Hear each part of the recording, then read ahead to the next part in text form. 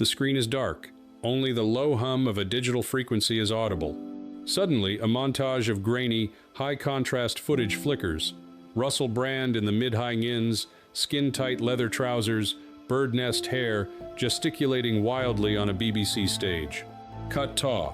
Brand in Hangin Lair Haimui Ba, gray-bearded, wearing a simple linen shirt, sitting in a rustic studio, looking intensely into a high-definition webcam. In September, Hangin Lair Haimui Ba, the world witnessed a collision between two versions of the same man. One was a ghost from the past, a hedonistic provocateur accused of the unthinkable. The other was a self-styled modern-day prophet, a digital shaman broadcasting to millions of awakened souls.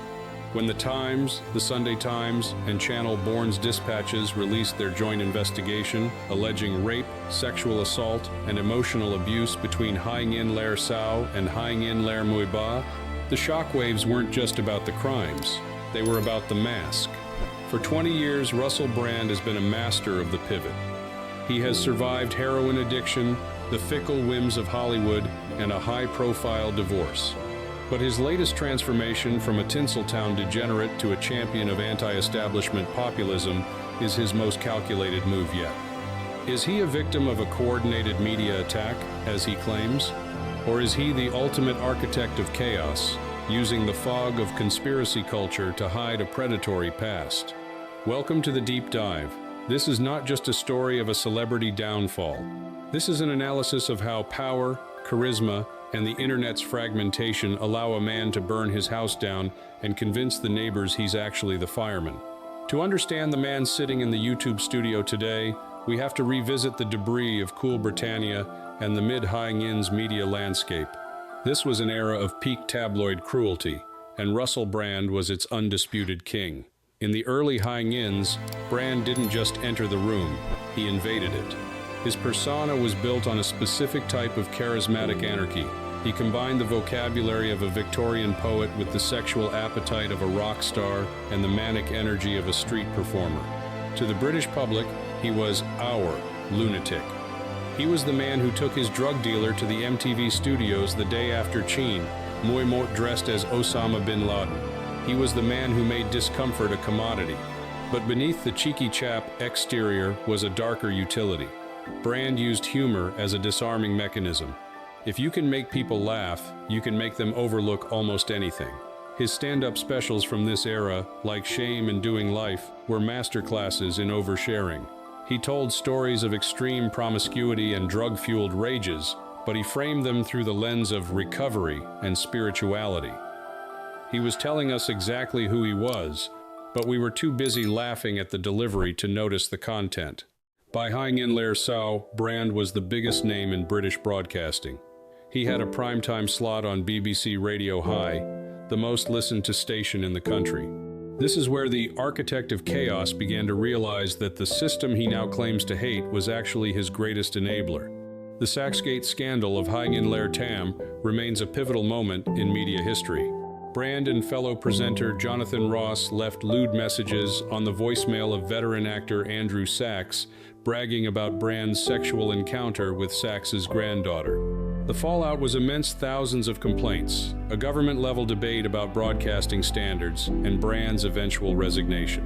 However, looking back through the lens of the Hangin Lair Haimui Ba allegations, Saxgate wasn't just a prank gone wrong. It was a public display of the power dynamics Brand enjoyed. He was untouchable. He was the golden goose for the BBC and Channel Bourne because he brought in the youth demographic. When a star generates that much revenue, the safeguarding protocols often become suspiciously porous.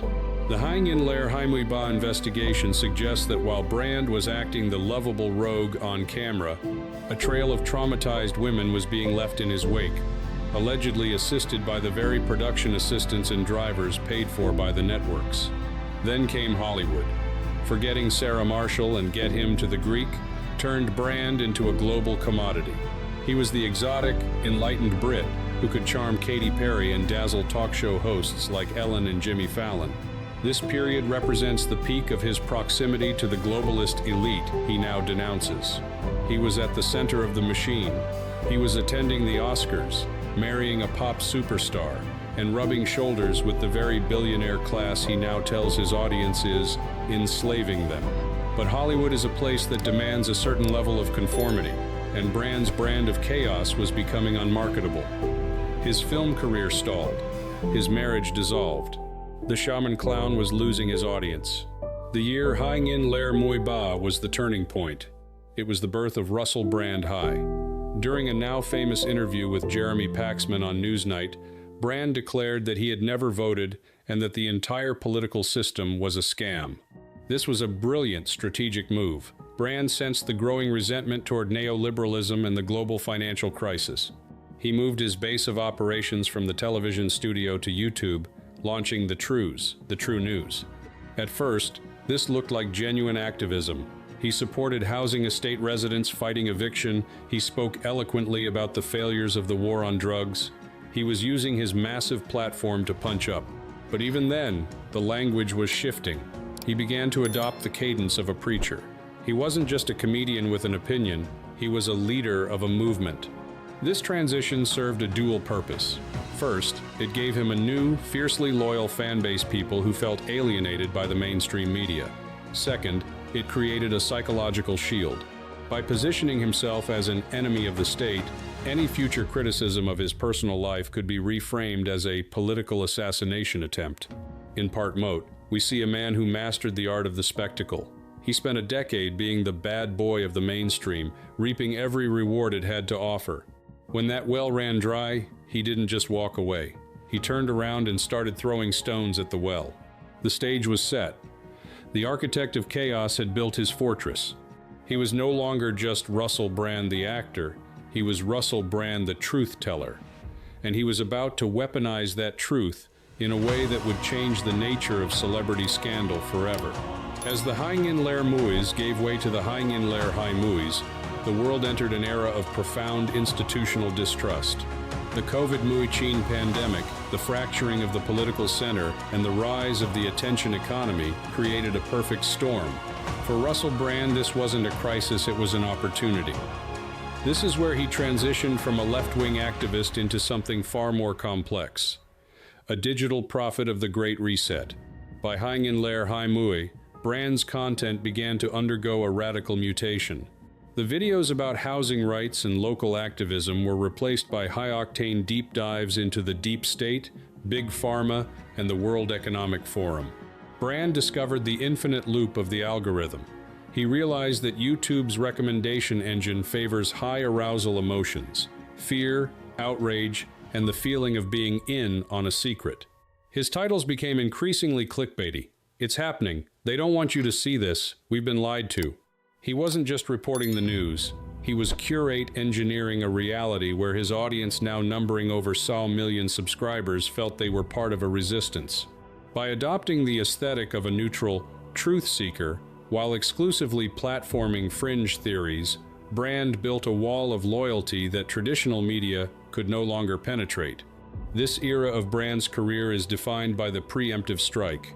Long before the Hai Ngin Ler Hai Mui Ba allegations broke, Brand began telling his audience that the mainstream media, Muzz, was out to get him. He framed himself as a martyr for free speech.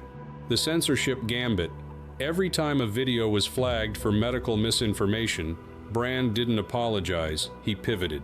He moved his uncensored content to Rumble, a platform known for hosting figures banned from the mainstream. By doing this, he signaled to his followers, "If they are trying to silence me, I must be telling you the truth." The linguistic labyrinth. Brand's vocabulary changed. He moved away from the Mockney slang of his youth and toward a pseudo-intellectual, spiritualized dialect. He spoke of sovereignty, transcendence, and globalist hegemony. This language serves as a cognitive filter. It makes his arguments feel more profound than they are, while simultaneously making him appear as a wise elder who has moved past his youthful indiscretions. Brand didn't just build a channel, he built a secular church. He started hosting community festivals, events that combined yoga, meditation, and anti-establishment lectures. To his followers, he was the man who had seen the darkness of Hollywood and ascended beyond it. This is the psychological brilliance of the architect.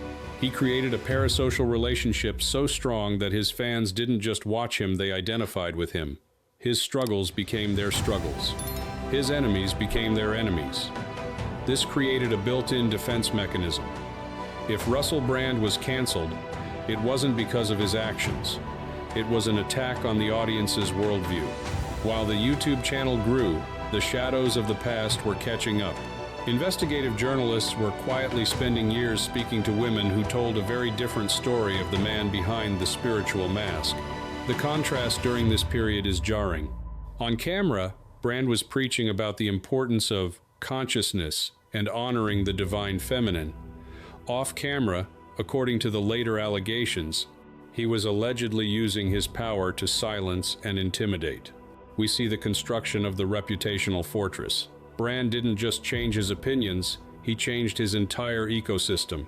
He moved his family to the countryside, leaned into a traditional lifestyle, and surrounded himself with a new circle of friends, mostly figures from the American IDW, intellectual dark web, and the burgeoning populist right.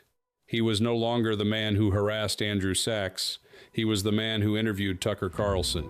By shifting his political alignment, he gained a new set of powerful allies who view cancel culture as the ultimate evil. This wasn't an accident, it was a survival strategy. He was moving his social capital from a bank that was about to freeze his accounts, the mainstream, to a bank that thrives on controversy, the alternative media. By mid-Hangin-Lair-Haimuiba, Brand was at his most influential. He was a regular guest on the world's biggest podcasts. His Rumble shows were pulling millions of views, and he was being hailed as a courageous voice by people who 10 years prior would have considered him a degenerate. He had successfully rebranded the chaos of his youth as growth. He had convinced a global audience that he was a changed man, a redeemed soul who had found God and the truth. But the architect of chaos had one final, massive structure to build, the defense against the truth. In the final moments of Part High, we see Brand receiving the legal letters from the Times and Channel Born. He knows the great shakeup is coming, and he knows exactly how he is going to frame it. On September Moilum, Hangin-Lair-Haimuiba, before the Dispatch's documentary or the Times investigation went live, Russell Brand did something unprecedented in the history of public relations. He didn't wait for the story to break. He pre-bunked it. Brand released a video across his social platforms titled, "So, This Is Happening." In it, he framed the upcoming allegations, which included rape, sexual assault, and emotional abuse, not as a matter of personal conduct, but as a coordinated deep state assassination attempt. The admission of the past. He admitted to being extremely promiscuous in the past, but insisted his relationships were always consensual. By doing this, he attempted to control the narrative of his own history before the victims could speak. The political shield.